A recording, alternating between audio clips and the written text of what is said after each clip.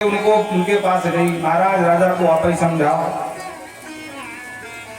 बोलो राधे राधे। ब्राह्मण लोग मिलकर के संत पहुंचे राजा को समझाने। महाराज आप अपनी शांति से राजनीति करिए ना, ये धर्म के प्रति भावाघात क्यों कर रहे हो भाई? तो महात्माओं को गाली सुना रहा। कहता बादशाह को तो युग में धर्मी धर्मवानी ना, हे महात्माओं तुम्हारे बाल भले पक गए हो और अधर्मी धर्म मानिना।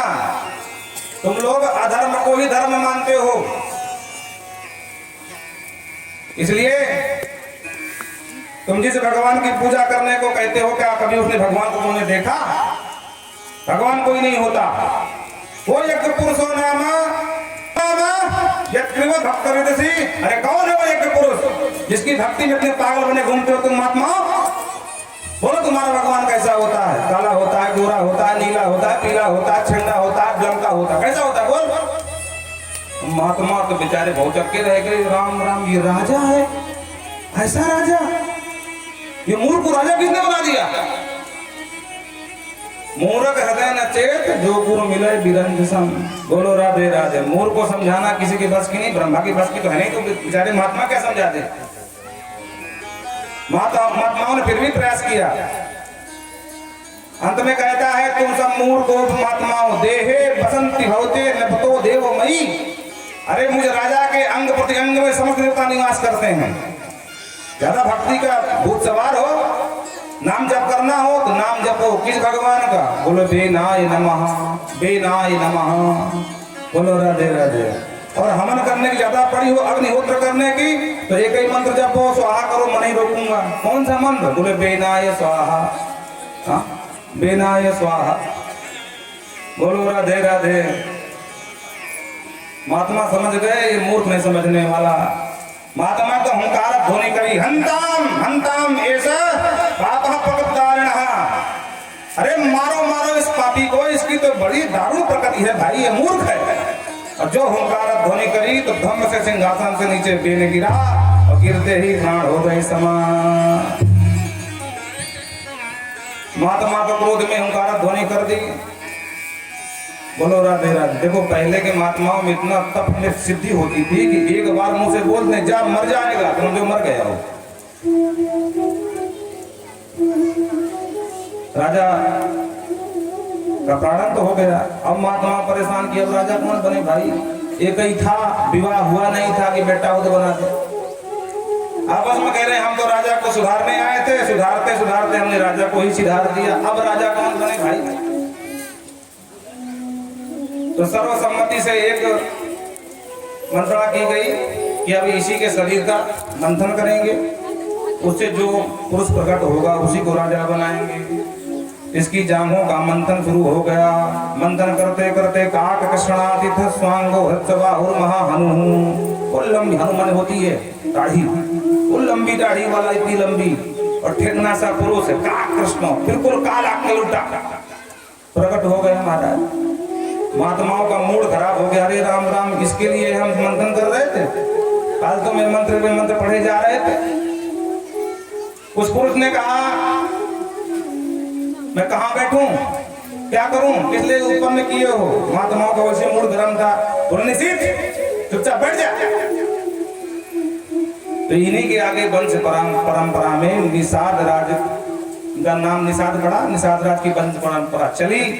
आगे जब महाराज गुहराज हुए और गुहराज के द्वारा फिर भगवान राम ने सबको अपनाया, केवल ने जब चरण धुआ तब जाकर के इनका पूरा कुलवंश परम पुनीत पावन हो गया।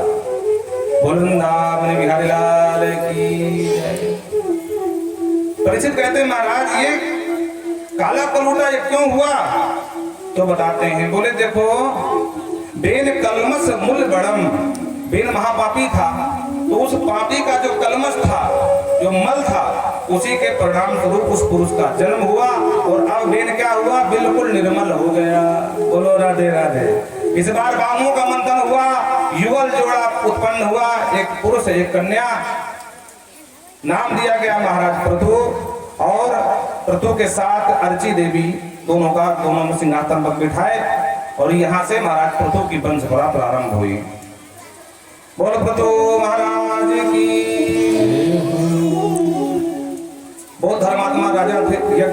किए जा रहे थे महाराज पृथु। एक दिन प्रजा आई, बोले महाराज भूखों मर रहे हैं। बोले क्यों?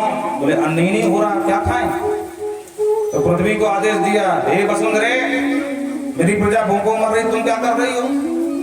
चलो अपने गर्भ के सब द्वार खोलो, मेरी प्रजा का पालन करो। पृथ्वी ने अनसुना कर दिया तो महाराज को क्रोध आ गया। वंदे तो हम मरिष्यामि मक्षातन परांग मुखे, हे वसुंधरे, हम तुम्हारा वध कर देंगे, तुमने मुझ जैसे राजा का उल्लंघन किया है। और जो तलवार लेकर के महाराज दौड़े तो पृथ्वी गौ रूप धत्री, गौ रूप लेकर के पृथ्वी जब जब सताई गई गौ का रूप लिया। अब आगे आगे पृथ्वी, अब पीछे पीछे महाराज पृथु बाण धनुष मारे लिए सब जगह भागी। तामन धावत वैन्यम कुप्तो दुक्षणाः, पर कहीं शरण नहीं मिला। सरम धनुष रंधाय यत्र यत्र पलायते, जहां जहां वो गौ जाती है वहां वहां महाराज पृथु का बाण अंत में लौट के पृथु के ही शरणों में गिरी। त्राहिमाम त्राहिमाम, वीर वीर महावीरो, हे महावीर, आपका पराक्रम को मैं समझ नहीं पाई तो मुझे क्षमा करें। बोलो क्या आदेश है, मैं वही करूंगी। अरे मेरी प्रजा भूखों मर रही, तुम क्या कर रही हो? महाराज बुरा मत मानना, जब मेरे ऊपर कोई धार्मिक राजा राज्य करता है तब मैं हर्षाती हूँ, प्रफुल्लित हो जाती हूँ और अपने सारे गर्भगृह खोल देती हूँ। लेकिन जब कोई अधार्मिक नास्तिक राजा राज्य करता है तो मैं अपने सारे रत्नों को छुपा लेती हूँ। बोलो राधे राधे। आपके वंश में महाराज ध्रुव हुए, अंग हुए, मैं खूब हर्षाई प्रफुल्लित हुई, प्रजा कभी भूखों नहीं मरी। लेकिन आपके पहले ये महाराज जो बेन थे, ये महानास्तिक थे, तो मैंने सारे द्वार बंद कर दिए थे। बोलो राधे राधे। गौ में एक विशेषता होती है, आप कितना भी दूध लो लेकिन बछड़े के लिए बचा ही लेती है। हाँ, चढ़ा जाती दूध हो, इसमें गुण होता है। महाराज मैं गौ रूप में खड़ी हूँ, आप बछड़ा बन करके जो जो रत्न गायब हुए सब धो लीजिए। तो तूने कहा हाँ ये बात ठीक है। तो दूरधारम च महाबाहो भूतानां भावनः। महाराज मनु को बछड़ा बनाया तो जितना अन्न था, अब अन्न में सभी आ गए, एक प्रकार के नहीं, गेहूं भी, उर्दा भी, मसूर भी, चावल भी, धान भी, सब कुछ उसका दोहन कर लिया। वत्सम बृहस्पति कृत्वा पयच्छन्दो मयं शुचिः। देवगुरु बृहस्पति को बछड़ा बना करके छंदोष भी, वेदों को दोहन किया, पुराणों का दोहन किया।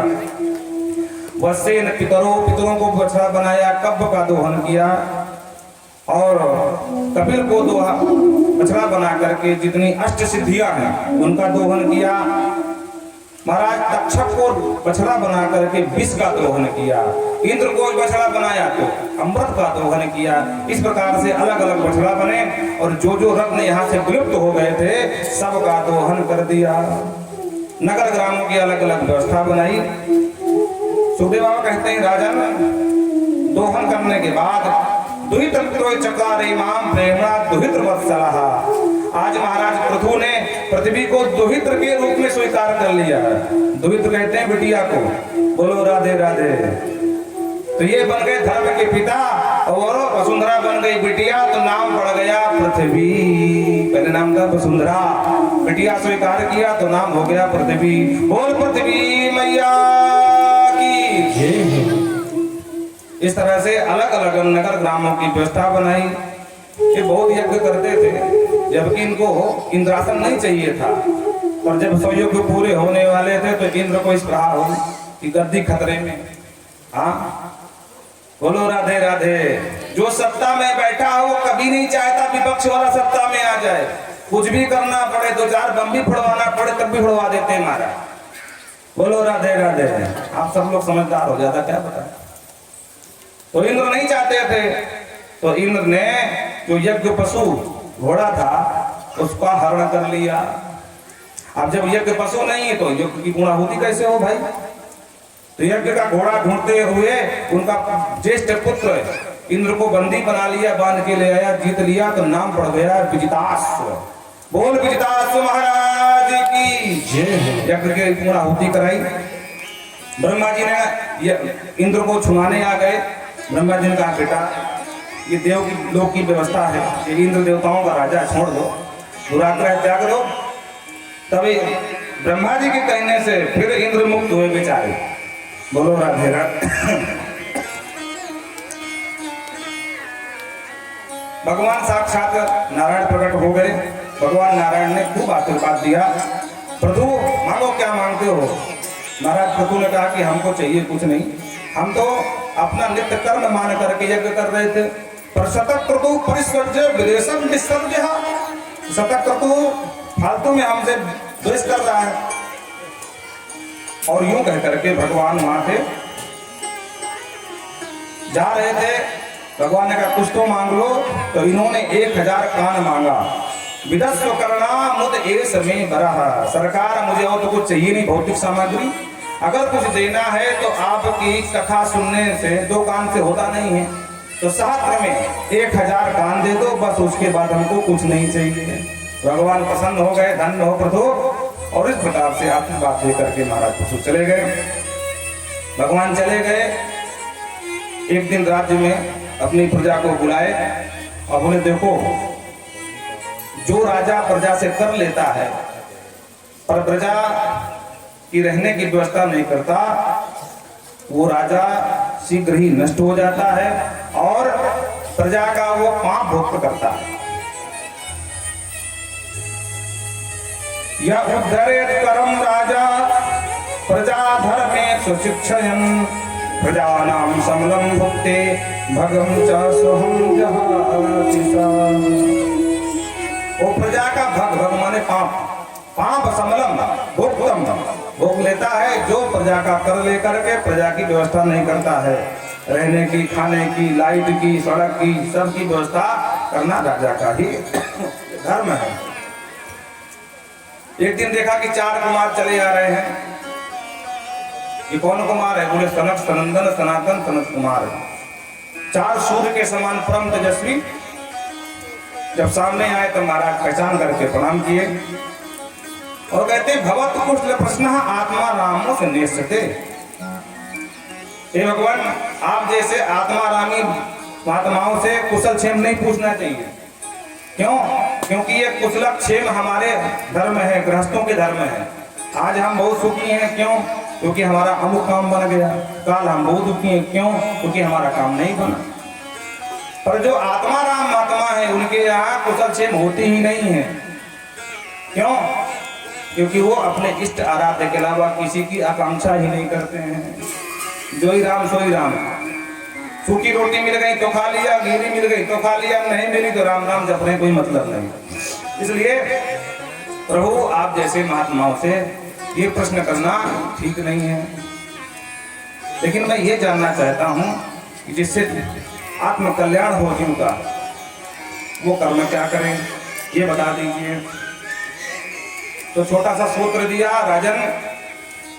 विडंबना ये है कि हम समाज में समाज की सामग्री का संचय करते हैं, लेकिन जो आत्म कल्याण की सामग्री है उसका संचय नहीं करते हैं। जो आत्म वस्तुएं हैं उनको नहीं पकड़ते हैं, लेकिन जो नाशवान है, अनात्म वस्तुएं हैं, उनका हम संचय करते रहते हैं। और अंत में जैसे मकड़ी अपने ही जाले में फंस करके मर जाती है, उसी तरह हम सब लोग अपने ही जाल में फंस करके अंत में चले जाते हैं, मर गए। बोल वृंदावन बिहारी लाल की। जब सनकादिक जाने लगे, महाराज आपने बड़ा दिव्य उपदेश दिया। आपको अगर कुछ चाहिए तो मांग लो हमसे। अगर आपके पास कोई व्यवस्था ना हो तो कि आप बाबा बैरागी हो। सरकारियों ने कहा क्या दे सकते हो? बोलो। अरे महाराज ने इतना दिव्य उपदेश आपने दिया तो मैं जो आप आज्ञा करो मैं आपकी सेवा करूंगा। सरकारियों ने कहा हमारे उपदेश का जो मूल्य हो ठीक ठाक वो दे दो, अपने हिसाब समझ करके दान कर दो। अब असमंजस में पड़ गए कि इनके उपदेश का मूल्य कैसे लगाऊं मैं? भाई उपदेश का तो कोई मूल्य होता नहीं है, वो अमूल्य होता है। तो दिमाग लगा करके बोले प्राणादारा सुता ब्रह्मन ग्रहाच परिच्छदा। आज गला खींच रहा है बेटा।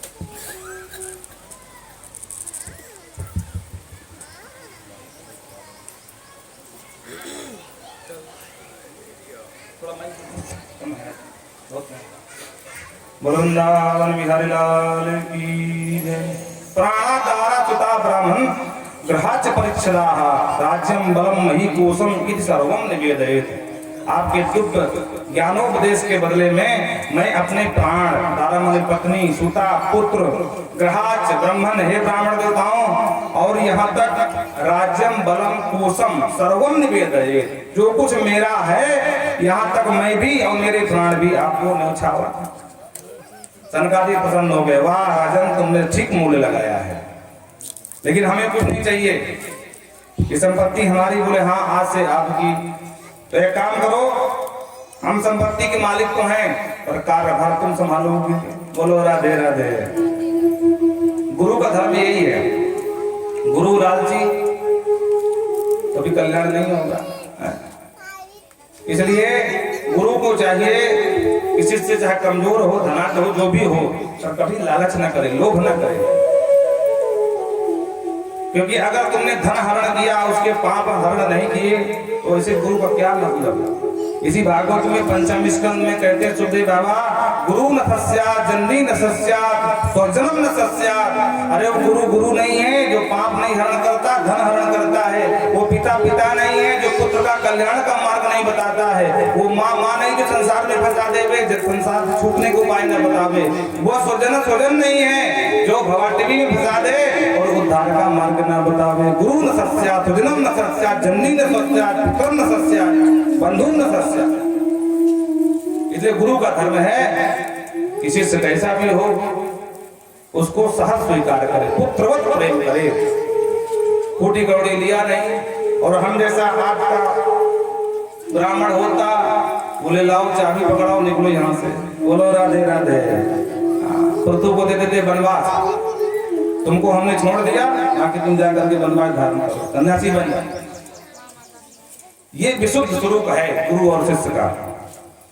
और इस तरह से इन्हीं के वंश में आगे महाराज प्राचीन बरही हुए, जिनको नारद जी ने दिव्य पुरंजनोपाख्यान के माध्यम से तत्व ज्ञान दिया कि देखो राजन, अभिज्ञात और पुरंजन दोनों परम मित्र हैं।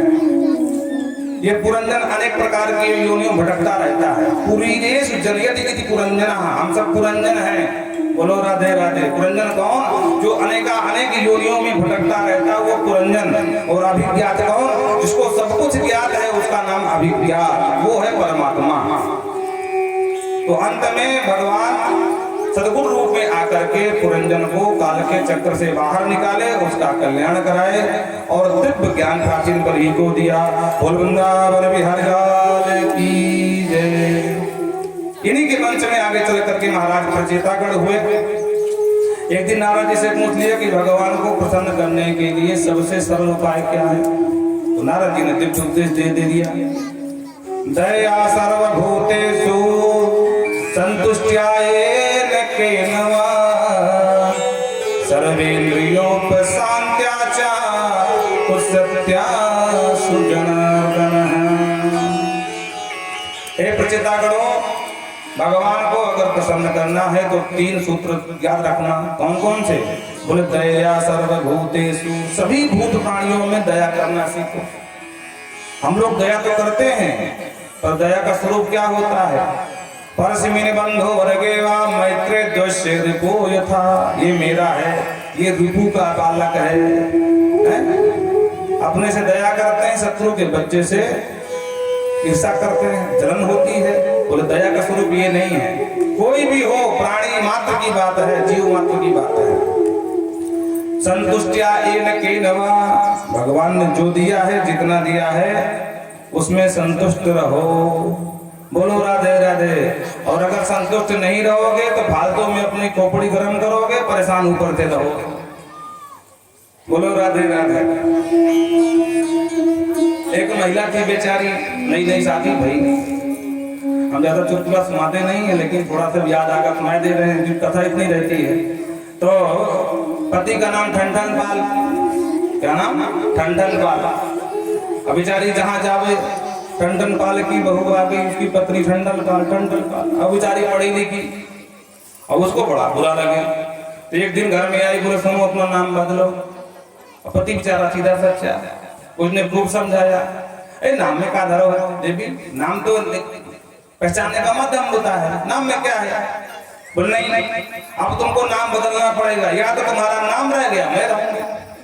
ठंडन पाल ने कहा देवी नाम तो बचपन से है, नाम तो बदलने वाला है नहीं, बाकी तुमको क्या करना, तुम खुद समझदार हो। उसने कहा ये बात है, बोले हाँ तो ठीक है मैं जा रही हूँ। बोले जाओ, और महाराज छोड़ करके चल दिया। बोलो राधे राधे। कुछ दूर गई तो एक लड़की लकड़ी बीन रही थी, लकड़ी काट रही जंगल में, बुलाई इधर, क्या नाम है? बोली लक्ष्मी। बोलो राधे राधे। अब उसने सोचा लक्ष्मी नाम और लकड़ी तो काट रही है, उसको बड़ा अजीब लगा, देखो ये कोई नाम है, लक्ष्मी नाम लकड़ी काट रही। खैर कोई बात नहीं, आगे चली। तो महाराज एक कृषक बैलगाड़ी में भूसा भर करके चला रहा था, पूछा भैया जी नाम क्या है? बोला धनपाल। क्या नाम है? धनपाल। बोले वाह ये कोई नाम है, धनपाल है, भूसा ढो रहा है।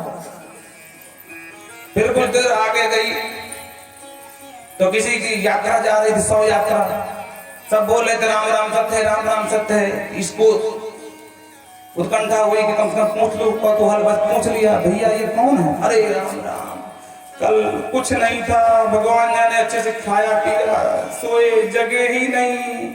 अरे नाम तो बता भाई। बोले नाम था अमृतलाल। अब उसका दिमाग खराब। क्या नाम था? अमृतलाल। बोले हाँ। बोलो राधे राधे। तो बेचारी लौट करके आ गई। पति ने कहा क्या हुआ, लौट आई क्यों? बोले अब समझ में आ गया, नाम में कुछ नहीं धरा है। बोलो राधे राधे। लकड़ी ढोवे लक्ष्मी और भूस ढोवे धनपाल। बोलो राधे राधे। लकड़ी काटे लक्ष्मी और भूस ढोवे धनपाल, और अमृतलाल तो मर गए तो भले मेरे ठंडन पाल। बोलो जय सिया राम। तो संतुष्टाय लेकिन भगवान ने जो दिया, जितना दिया बस संतुष्ट रहो, फालतू में दिमाग न लगाओ। अगर तुम्हारे भाग्य में होता तो मिल जाता, बस कर्म हमारे हाथ में है। कर्म में करने में कोई कंजूसी मत करो, कर्म खूब करो। अब फिर भी नहीं मिल रहा है तो ये अपना प्रारब्ध समझ करके शांति से बैठे रहो। सर्वेंद्रियोपशांत्या च।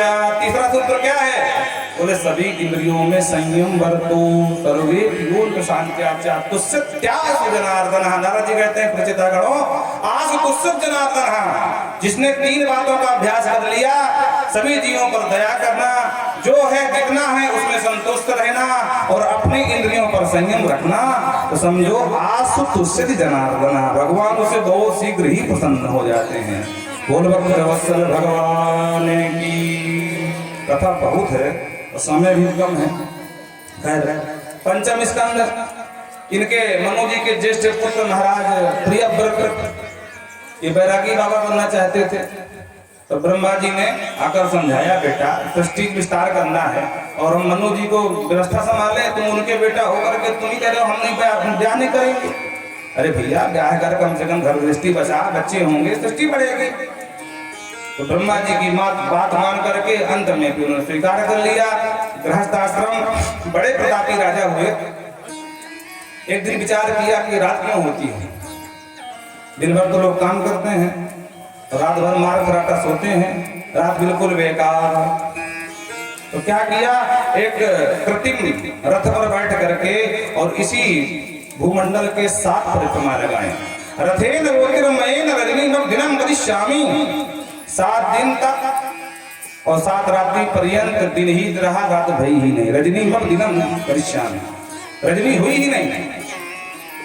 सब लोग भागे भागे ब्रह्मा जी के पास गए। ब्रह्मा जी आए, समझाए, फिर बेटा ये क्या गड़बड़ कर रहा है, पहले तो विवाह नहीं कर रहा था, बड़े मुश्किल से तो विवाह की बात बनी, अब ये नई नौटंकी क्या शुरू कर दिया। अरे बेटा संसार में कोई भी वस्तु अनुपयोगी नहीं है, सब उपयोगी हैं, बस उनके उपयोग का ज्ञान होना चाहिए व्यक्ति की। बोलो राधे राधे। अब जैसे आपने भोजन बनाया, और पति देव आपके दुर्वासा की तरह है, नाक पर गुस्सा धरी है, बोलो राधे राधे। और नेक सा नमक ज्यादा हो गया और पति देव ने जैसे ही पहला ग्रास तोड़ा, मुंह में डाला, बोले अरे राम राम, तेरी मती मारी गई है, दिमाग कहाँ रहता, दिन भर तुम मोबाइल चलाती है, फेसबुक, इस तरह क्या क्या नाम है, तो दिमाग तो पूरा मोबाइल में धरा, खाना में भोजन में कहाँ लगाएगी तू, पूरा मुंह का स्वाद खराब कर दिया। अब गलती हुई है तो चुपचाप भीगी बिल्ली की तरह खड़ी है, कुछ नहीं निकल रहा मुंह से, और 555 बात सुनाई। दूसरे दिन आप बिल्कुल शांत सावधान रहे कि भाई कल नमक ज्यादा हो गया था, आज तो बिल्कुल मैं सावधानी पूर्वक डालूंगी। नमक का चिंतन चलता रहा है, एक बार तो डाल दिया, बाद में कुछ काम करने लगी, फिर आपको ध्यान है कि नमक नहीं डाला क्या, तो दूसरी बार भी नमक डाल दिया, बोलो राधे राधे। अब शाम को फिर भोजन को तो नियम है, जब भोजन के लिए बैठे, जैसे ही पहला ग्रास गया तो 1000 गाली सुनाई घर वाले में, बोलो राधे राधे। अब आप इतना ज्यादा भयभीत हो गई कि तीसरे दिन आपने कहा कुछ भी हो जाएगा, आज तो नमक ज्यादा हो ही नहीं सकता, बोलो राधे राधे। तो आजकल तो महिलाएं जैसे शक्कर को पीस लेती है ना मिक्सी में, है ना, तो मालूम नहीं पड़ता कि शक्कर है कि नमक है, बोलो राधे राधे।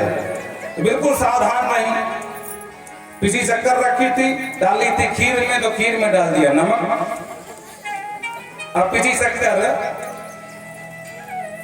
डाल दिया सब्जी में, बोलो राधे राधे। अब खीर होती है मीठी तो खीर हो गई खारी, और सब्जी होती है खारी तो हो गई मीठी, पूरा गुजराती भोजन बन गया, बोलो राधे राधे। जो लोग गुजरात में रहते सब जानते होंगे, वहां हमारा सब्जी में भी शक्कर डाल के खाते हैं।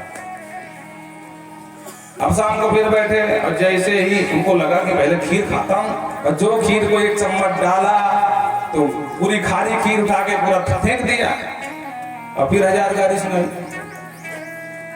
अब आपने कहा भैया सब झंझट की एक ही बला है, बोलो क्या, बोले नमक, उठाओ नमक का डिब्बा जमुना में बहा के आओ, बोलो राधे राधे। और उठा करके डिब्बा जमुना में फेंक दिया।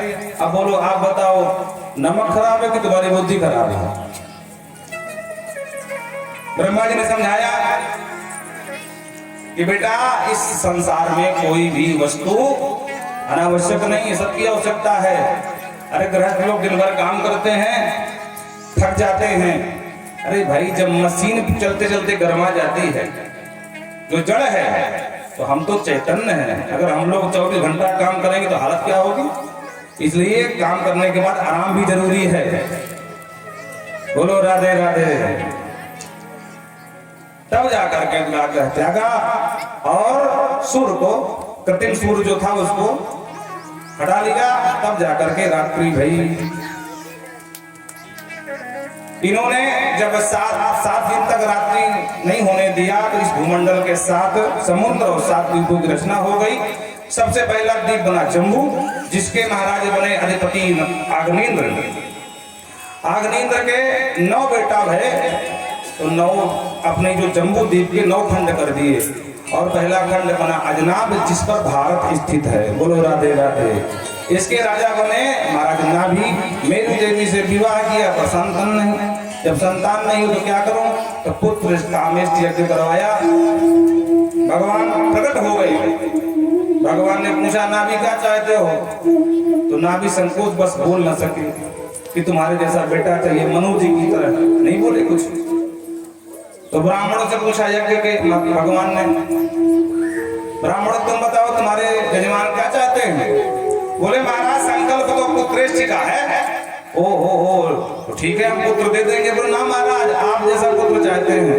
भगवान ने कहा अरे भाई ये तो बड़ी विचित्र बात है, आप तो इसका खोज हो जाइए, मेरे जैसा दूसरा कोई है ही नहीं, मैं कहाँ चलाऊंगा।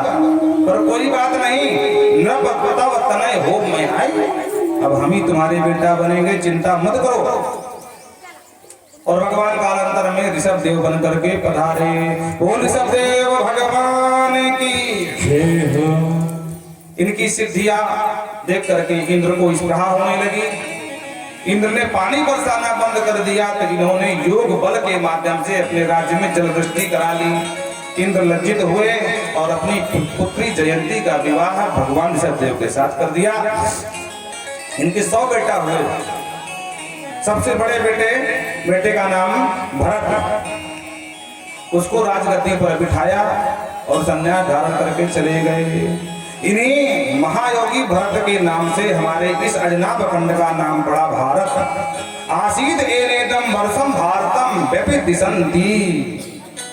ऋषभनंदन भरत के नाम से ही हमारे इस देश का नाम भारत पड़ा है। प्रेम से बोलो राधे।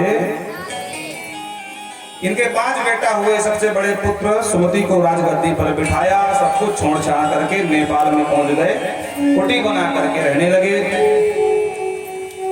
एक दिन एक गर्भवती हिरणी, जिसका शेर पीछा कर रहा था, हिरणी मर गई। बालक सद्य जन्म था, उसको उठा करके ले आए। कुछ दिन पालन पोषण किया। धीरे धीरे उस मृग बच्चे पे इतनी आसक्ति आ गई महाराज भरत को कि उसके बगैर रहने न लगे। एक दिन उसने सजाती झुंड को देख लिया तो उन्हीं के साथ भाग गया। महाराज वापस आए, मृग नहीं मिला तो उसी की याद में सर पटक पटक करके प्राणांत हो गया। और साथ कहते हैं अंते यामति सा गति, अंत में जिसका स्मरण करोगे वही जन्म का कारण बनेगा दूसरे। मृग का चिंतन हुआ तो मृग बन करके जन्म लिया, लेकिन स्मरण बना रहा कि मैं पूर्व काल में भरत नाम का राजा था। अहम पूर्वम भरतो नाम राजा, ये स्मरण बना रहा मृग देह में भी। क्यों? क्योंकि साधना का बीज कभी बेकार नहीं जाता। बोलो राधे राधे। जब अनुकूल समय देखता है वो तुरंत उदय हो जाता है। आपने कई बार देखा होगा कि पानी बरसने के बाद चना अपने आप उग जाता है। अब प्रश्न खड़ा होता चना कहाँ से आया? बोले 1 साल पहले जो बीज पड़ा था, समय आने पर ये आज उग गया। तो साधना का वो बीज था, इसलिए स्मरण मृग देह में भी बनी रही। और उन्होंने धीरे धीरे शरीर छोड़ दिया और इस बार अंगिरा गोत्री ब्राह्मण के यहाँ इनका जन्म हुआ। 10 भैया थे, सबसे छोटे ये महाराज जी। पहले क्षत्रिय थे, ब्राह्मण बन गए। याद भी बनी रही। अब मन में सोच लिया कि इस बार ऐसा कोई काम नहीं करूंगा जिससे संसार मुझे पकड़े, संसार मुझे छोड़ दे, वो काम करूंगा। तो क्या करूं? तो बोले संसार के जब मतलब का ही नहीं रहूंगा, संसार क्या करेगा मेरा? तो अपने आप को पागल सिद्ध करने में लगे। क्यों? क्योंकि पागलों से कोई नहीं बोलता है। दुनिया के पागल घूमते, कोई पकड़ता है क्या कि बिस्किट खा ले भैया, कोई उनसे बात भी नहीं करता। तो दुनिया से बचना हो तो अपने आप को पागलपन की मोहन लगा दो। बचपन से ही उपनाम के काम करने लगे। घर वालों ने नाम रख दिया जड़ भरत। जड़ माने मूर्ख, ये महामूर्ख है। जड़ भरत नाम हो गया।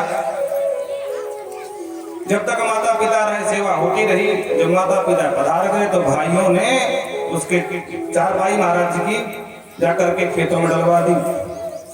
बोले यही रहा करो और खेत की रखवाली किया करो।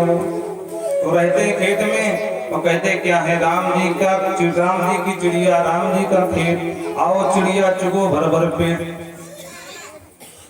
एक दिन भाइयों ने देख लिया, बोले रे राम राम किसी मतलब का नहीं है, धक्के मार करके खेत से भगा दिया। मस्ती से चले जा रहे थे, एक जंगल से निकल रहे थे। उस जंगल में एक सरदार था डकैतों का, उसके संतान नहीं हो रही थी। तो उन्होंने भद्रकाली से कहा था कि हे भद्रकाली, अगर हमें संतान हो जाएगी तो हम आपको नर बलि प्रदान करेंगे। संयोग से संतान हो गई तो उसने डकैतों से कहा जाओ जो कोई नर मिल जाए पकड़ के ले। तो और कोई तो मिला नहीं, महाराज जी मिल गए। तो महाराज जी को पकड़ लिया। चलो बाबा। बोले कहाँ? बोले सरदार ने बुलाया। ठीक है चलो। लेकर के पहुंच गए महाराज। बाबा जी को नहलाया, खिलाया, पिलाया, धुलाया, सब कुछ किया। अंत में मंदिर ले गए। बोले करो प्रणाम। और जो प्रणाम का नंबर आया, सरदार ने तलवार निकाला। बाबा जी कहाँ पे? ये क्या कर रहे हैं भाई? पहले खिलाया पिलाया, अब सीधा गला उतारोगे? सरदार ने कहा ब्राह्मण देवता, जो रसगुल्ला खाए हो ना फालतू के नहीं थे। हाँ, खाते समय ध्यान नहीं दिया, लपकते चले गए। बोले ठीक है भैया, जैसी तुम्हारी इच्छा सर की। प्रणाम कर दिया, सर झुका दिया। जो तलवार मारने को हुआ तो माँ ने देख लिया कि अरे राम राम, एक ब्रह्मज्ञानी ब्राह्मण प्रणाम कर रहा है और ये मूर्ख उसको मारने की योजना बना रहे हैं। तो देव काली भद्रकाली प्रकट हो गई। सहचो चचाट सैव देव भद्रकाली, और प्रकट होकर के अपने 8 हाथों से अष्टभुजी बन करके और 8 हाथों से सारे सरदार डकैतों की गर्दन उड़ा दिया। देखते देखते मंदिर का पूरा परिदृश्य ही बदल गया। बोल भक्तवत्सल भगवान की। जड़ भरत जी ने देखा कि अरे लगता है प्रारब्ध अभी शेष है, गलत की चला पूरा माइक तुम्हारा, प्रारब्ध अभी हमारा शेष है, इसलिए हमको अभी जीना पड़ेगा। माँ को प्रणाम किए और मस्ती से चल दिए। रास्ते में सिंध सौ देश वीर का राजा रहुगण कपिल आश्रम जा रहा था सत्संग के लिए, तो पालकी में जा रहा था। एक कहार हो गया बीमार। कहारों ने कहा सरकार एक हो गया बीमार। बोले बीमार को हटाओ, तो जो बीमार न तो लगा लो। तो और कोई तो मिला नहीं, महाराज चले जाते मस्ती की चाल। बोले बाबा इधर आओ। बोले क्या है? बोले पालकी में लग जाओ। ठीक है, तो पालकी धोने लगे महाराज। चले जा रहे हैं, लेकिन अब कहारों का अभ्यास होता है चलने का, तेज गति से चलते हैं। और महाराज जिंदगी में पहली बार पालकी धोए, तो पहली बात तो आराम से चल रहे हैं। नीचे देखते हैं, दृष्टिपूतम निषेध पादम, एक एक कदम रखते हैं नीचे, देखते हैं कहीं कोई चींटा चींटी न मर जाए। हाँ, और एक जगह अचानक देखा कि बहुत सारे चींटियों का झुंड जा रहा। महाराज ने लगा दिया छलांग, और जो छलांग लगाया तो पालकी ढीली महाराज, उससे गर्दन हुई रघुगण को चट। रघुगण ने कहा वो ढा रहा साबुत क्रमति, हे भाग होने वाले कहारो, पहली बात तो मर के चलते ऊपर से गर्दन तोड़ते हो। कहार बाप गए महाराज क्षमा करना, हम कुछ नहीं कर रहे, ये जो मोटा मोटा बाबा लगा यही कर रहा है। बोलो राधे राधे। महाराज हमें ना कोई सजा देना। जड़ भरत ने घूम के देखा, मन में विचार किया कि मेरा कोई सेवक तो है नहीं।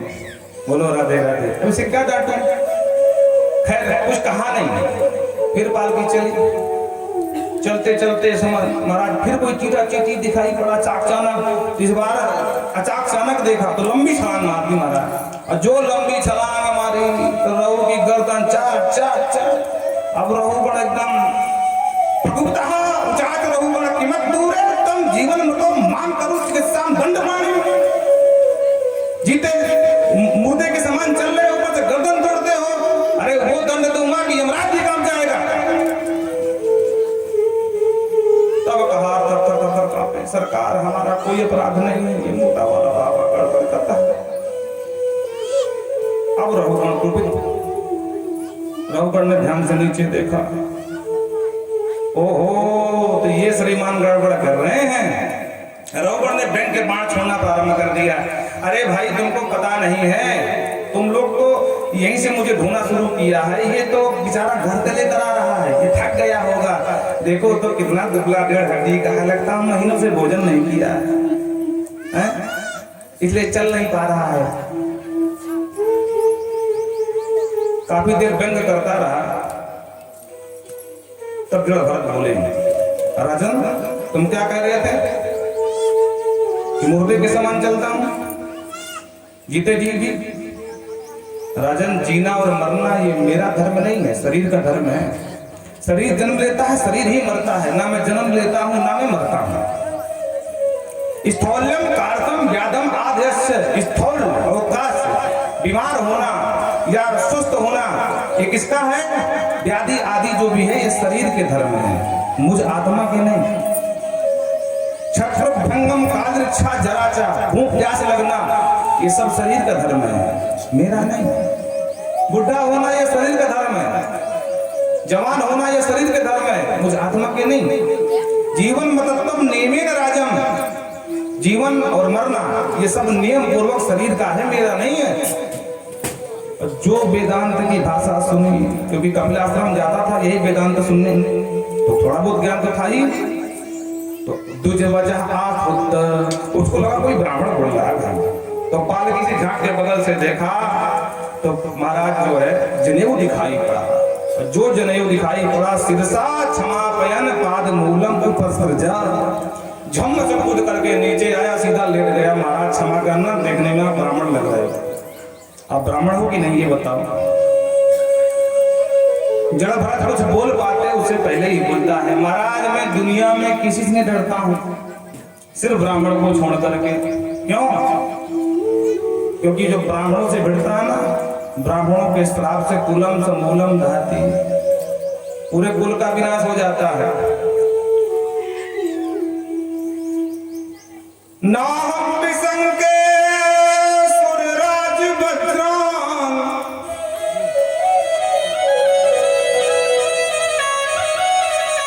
न वृक्षशूला नयनस्य दंडा, ना नरक सोमानिल वित्तपाता, शंके प्रसंकुल ब्रह्मावमाना। ब्राह्मण कुल के अपमान से डरता हूं। ना हम विसंके सुरराज बज्रांग, देवराज की तो भी वज्र लेकर आ जाए, बोले रघुगण सामना कर तो मैं कर लूंगा महाराज, क्योंकि इंद्र अगर मारेगा तो मुझे अकेला मारेगा, और ब्राह्मण दुखित हो गया तो कुलम समूलम दहती। न इंद्र के वज्र से, न भगवान हरि के चक्र से, न सूर्य से, न अग्नि से, यम के दंड से डरता नहीं महाराज, पर ब्राह्मण से डरता हूं। और इसी बात को बाबा तुलसी लिखते हैं, इंद्र कुली समम स्थूल विशाल,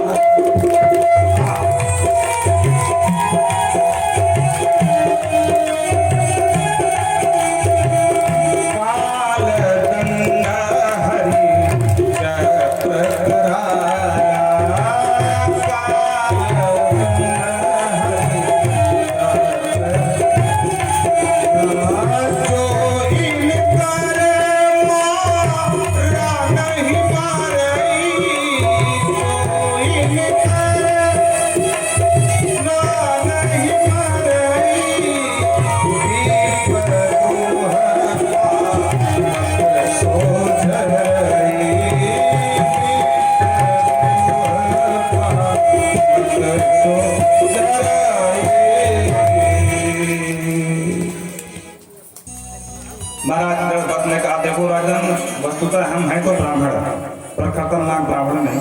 जो बोलना है बोलो, निर्भीक होकर के बोलो। तब इसने कहा, महाराज आपने कहा था कि ना मैं मोटा होता हूँ, ना पतला होता हूँ, ना मेरा जन्म होता है, ना मैं मरता हूँ, ना मैं बीमार होता हूँ, ना मैं सुस्त होता हूँ।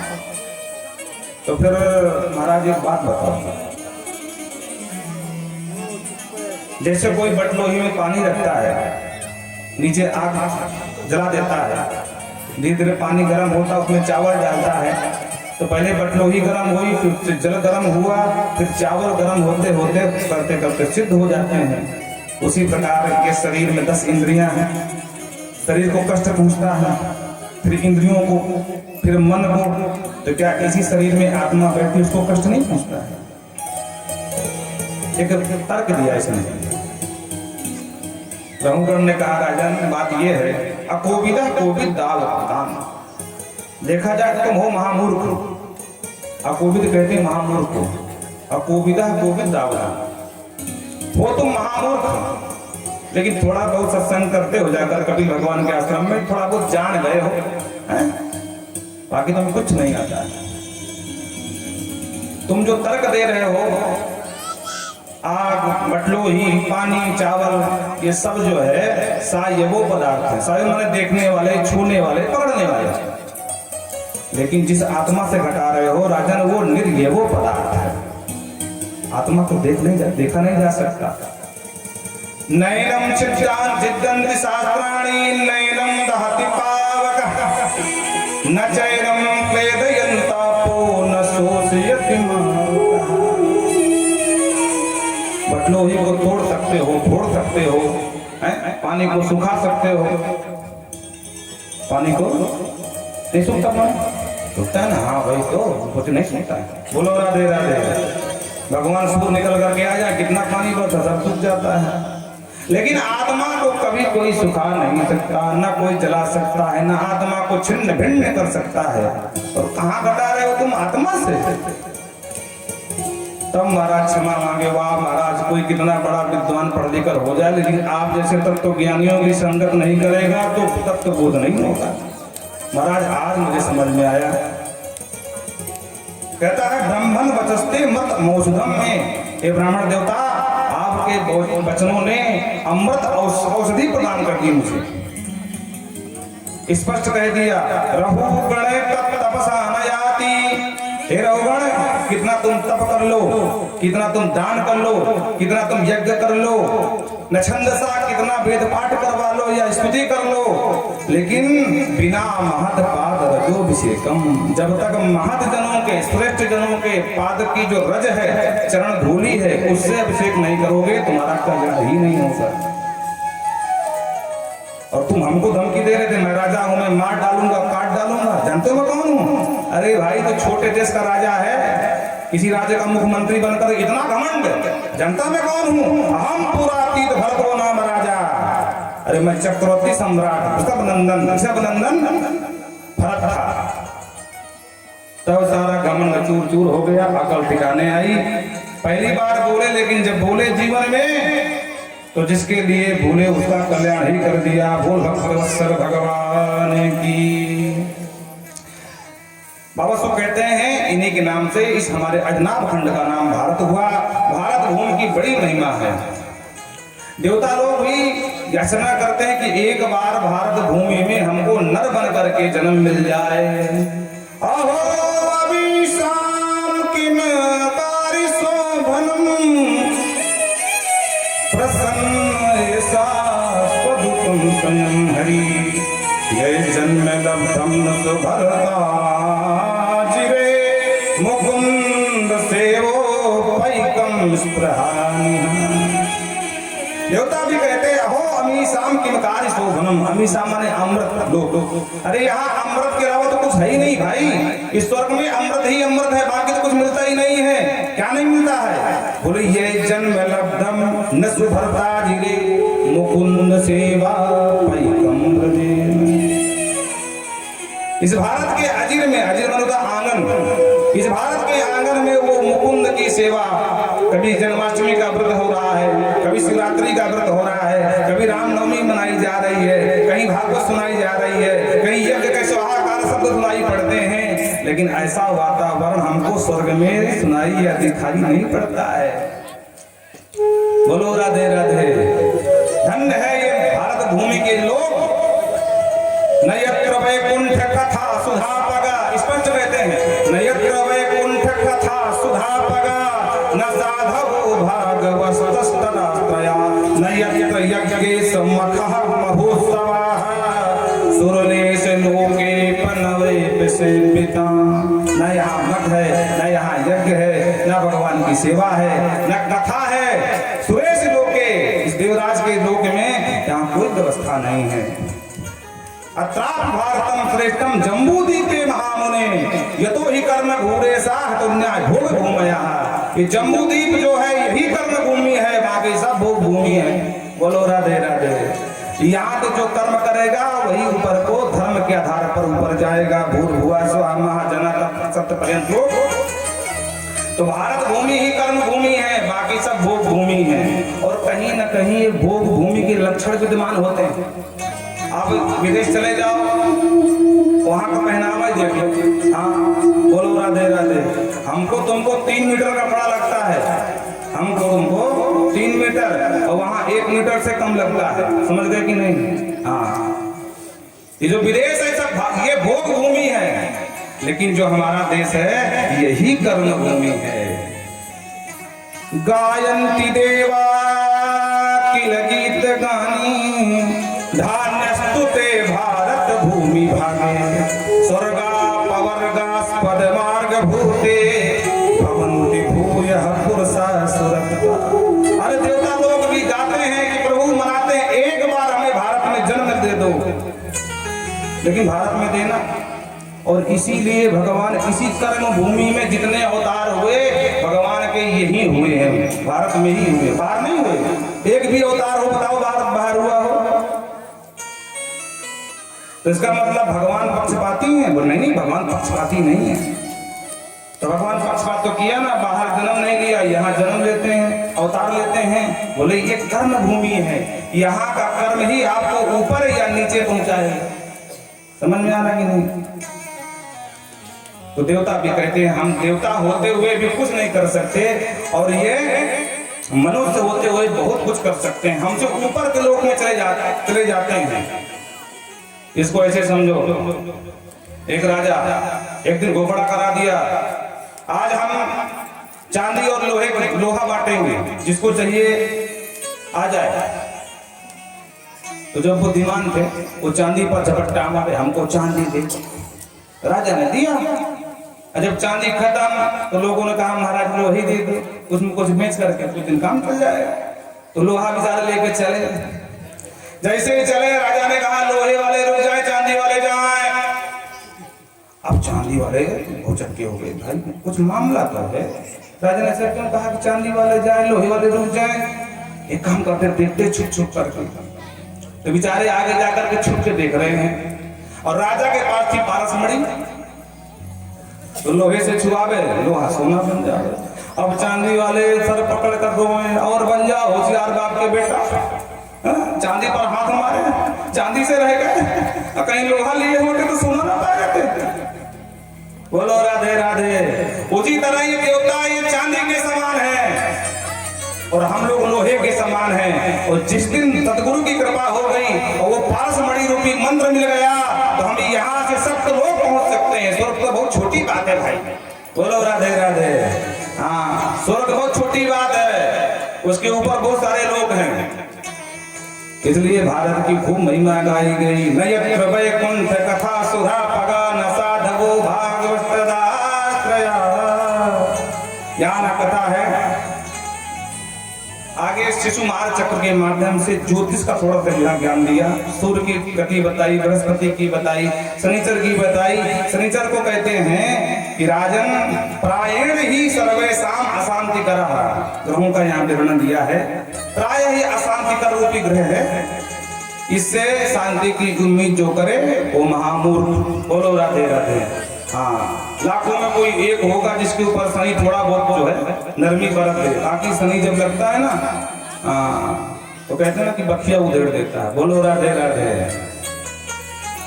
और इस प्रकार से पंचम स्कंद के अंतिम अध्याय में नरकों का वर्णन किया है। 28 नरक बताए हैं। जिस प्रकार का कर्म करोगे उसी के अनुसार नरक मिलेंगे। जो पशु पक्षियों का वध करते हैं, उनका मांस खाते हैं, तो वो कहाँ जाते हैं? बोले कुंभी पाके तप्ततैले उपरंधीयन्ति। कुंभी पाक के नाम के नरक में जाते हैं। वहाँ बड़े से कड़ाहे में तपता हुआ तेल होता है, उसी में जीव को डाल दिया जाता है, और पकौड़ी की तरह फुलकता रहता है उसी कड़ाही में। बोलो राधे राधे। इसलिए भैया शाकाहारी बनो, किसी जीव को मारो मत, न किसी का वध कियो। अच्छा, बहुत लोग तर्क देते हैं महाराज विटामिन मांस में ज्यादा होती है, प्रोटीन। बोलो राधे राधे। कैल्शियम, पता नहीं कौन कौन तर्क देते रहते हैं। हम कहते हैं 1 किलो मूंग की दाल खा लो, बताओ किसी मांस में हिम्मत है कि दाल की बराबरी कर ले प्रोटीन में? शुद्ध गौ माता का 1 गिलास दूध पी लो, बताओ किसकी हिम्मत की बराबरी कर ले दूध की कैल्शियम के मामले में? तो फालतू की बात है कि प्रोटीन मिलती है या कैल्शियम मिलता है, सब बकवास। हमको देखो 1 गिलास दूध पीते हैं, चकाचक रात 8-9 बजे तक रहते हैं, अब पूरी कथा बोलते हैं। बोलो राधे राधे। मात्र 1 गिलास दूध, अब पूरी कथा सुनाते हैं आपको। कहीं लग रहा कि हमारे में प्रोटीन की कमी है या कैल्शियम हमारा घट गया? बताओ। रात में वो भी मुश्किल से, क्योंकि रात में खाने के बाद सोना होता है, ज्यादा ले लेंगे तो भी बीमार पड़ जाएंगे, तो मुश्किल से 4 फूल के पेट में जाते हैं, फिर भी स्वस्थ हैं। बोलो राधे राधे। बोलो वृंदावन बिहारी लाल की। बलत्वा हिरण रत्नानी, जो बलपूर्वक हिरण सोना रत्न दूसरे का हरण कर लेता है, वो कहाँ जाते हैं? तो बोले अस्मिन अग्निपिंड स्कुंति वो नरक में जाते हैं और अग्नि पिंड के सामने में कूद के गिराए जाते हैं। अगम्या स्त्री अगम्य व पुरुषम योधि गच्छति, जो पुरुष अगम्य स्त्री का आलिंगन करता है या कोई स्त्री अगम्य पुरुष का आलिंगन करती है तो उनको नरक में ले जा करके लोहमयी पुरुषम आलिंगन, एक लोहे का पुरुष लोहे का होता है लेकिन पूरा आग की तरह अंगारा की तरह होता है वो लोहा, और यमराज कहते हैं कि अब इसका आलिंगन करो। बोलो राधे राधे। अब बोल के बताओ कि तेरे चेहरे की नजर नहीं हटती, नजारे हम क्या देखें, अब बोलो हैं? इसलिए पर पुरुष का चिंतन या पर स्त्री का चिंतन करने वालों सावधान नहीं करना चाहिए। हाँ, नहीं तो वहां अंगार जैसा जलता हुआ लोहे का पुरुष मिलेगा, आलिंगन कराया जाएगा। हाँ, बोलो राधे राधे। ब्रजली पतो नष्ट शौचाचार नियम त्यक्ता लज्जा, जिनका नियम विचार आचार सब त्याग दिया है, लाज वो उनका क्या होता है? बोले श्रेष्ठ मलाद पुराणवे, मल और रक्त से पूरी तो वो नदी होती ना, नाम क्या है? बैतरणी में जाकर के डुबाए जाते हैं। बोलो राधे राधे। इसलिए ये सब नहीं करना चाहिए, गर्भपात नहीं कराना चाहिए, नहीं तो रौरव नाम के नरक में डाला जाता है जीव। महाराज रौरव क्या है? बोले सर्प से 4 गुना बड़ा ये जीव होता है, नाम होता है रुरु। रुरु नाम के जीव होते हैं और सर्प की तरह दंश मार मार के खाते रहते हैं। बोलो राधे राधे। और यहाँ कष्ट हो जाए तो सल्फास की गोली खाओ, राम नाम जप्त हो जाओ। नहीं मिल रही गोली तो सीधा रस्सी लो और पंखे से लटक जाओ, या पेट्रोल लेकर के डाल करके राम नाम सत्य कर लो, यहाँ से तो मुक्त हो जाओगे। लेकिन जो नारकीय देह है उसमें चाहे तुम्हारे को काट के खंड खंड कर दिए जाए फिर भी आप मरोगे नहीं, मुक्त नहीं होगे। इसका नाम है यातना देह है। यातना के लिए ही मिलता है। जब तक तुम्हारे कर्मों का फल बराबर नहीं हो जाएगा तब तक आप वहां से बच नहीं सकते। अवश्य में भोक्तव्यम कृतम कर्म शुभाशुभम फलम, जो पातक काया से हुई बिन भोगे छूटे नहीं सोई। बोलो राधे राधे। सुखदेव बाबा परिचित कहते हैं, महाराज अगर कोई बहुत बड़ा पापी इस तरह का पाप बन गया हो वो क्या करे? कोई दूसरा रास्ता नहीं, नरक में न जाना पड़े? बोले हाँ रास्ता है। बोले क्या है? बोले राजन नरकों को तुम समझो धोबी घाट। जैसे कपड़ा अगर खुद से साफ ना हो पावे तो क्या करें? बोले धोबी दे दो, धोबी घाट में ले जाएगा और चकाचक धुलाई करेगा। पर ध्यान रहे धोबी कभी कपड़ों पर रहम नहीं करता। हाँ, धुलता तो जोरदार है, तो लाठी खूब बजाता है घाट में। हाँ, तो ये नरक क्या है? धोबी घाट है। या तो खुद घर से धुल लो अपने कपड़े, नहीं तो धोबी जी बैठे हैं। उसी तरह भगवान ने यमराज को बैठा दिया है। अगर अपने पाप खुद नहीं धो सकते हो तो फिर यमराज धुलेंगे तुम्हारे पाप। अगर इनसे बचना है तो एक काम करना चाहिए, केचित् केवलया भक्त्या वासुदेव परायणा अहं धन्वन्ति कास्तेन निहारमिव भास्कर।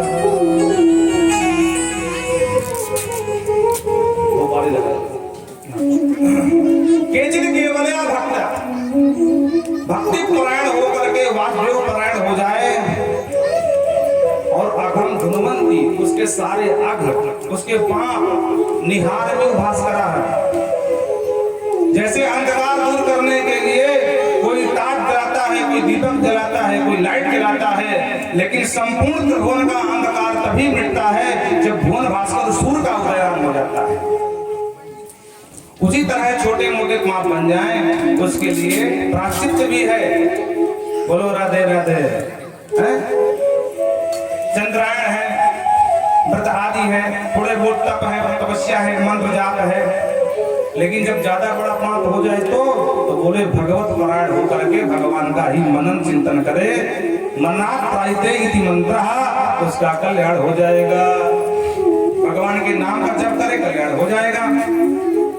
महाराज किसी का कल्याण हुआ है कि नहीं हुआ है? कि तुम खाली कह ही रहे हो? बोले हाँ हुआ है। इतिहास की बात सुनाता हूँ। कन्नौज में एक ब्राह्मण रहता था, नाम था अजामिल। बड़ा विद्वान ब्राह्मण था, पर एक दिन समझा गिनने गया तो उसकी बुद्धि खराब हो गई। क्यों? क्योंकि एक किसी वेश्या को देख लिया, शूद्र के साथ रथ थी, और उस शूद्र को मार करके भगा दिया, उसी का दास बन करके चला गया। कालांतर में 10 बेटा हुए और छोटे पुत्र का नाम इसने किसी संत के कहने से नारायण रख दिया। जब अंत समय आया, काले काले यम के दूध दिखाई पड़े, तब ये घबराया। अब घबरा करके अपने छोटे पुत्र नारायण का नाम पुकारा।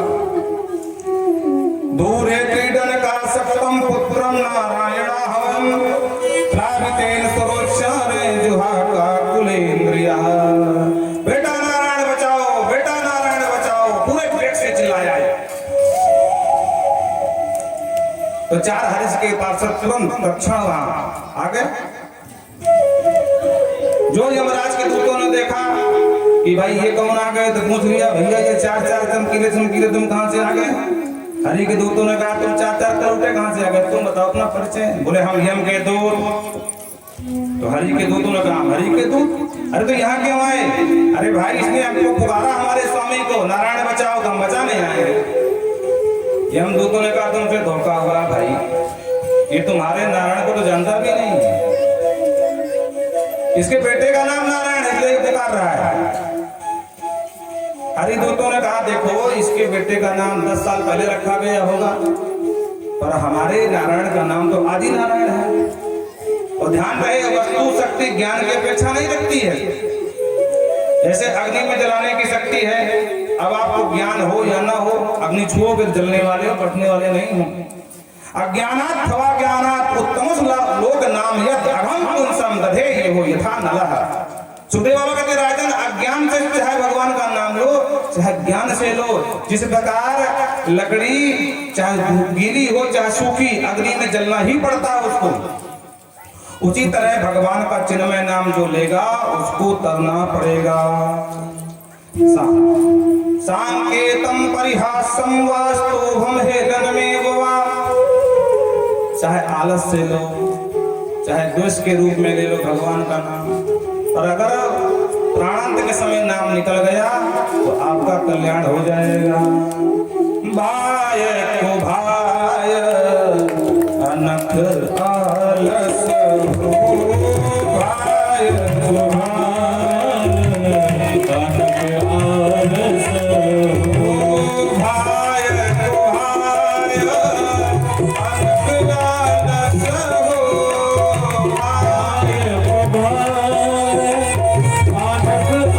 हो,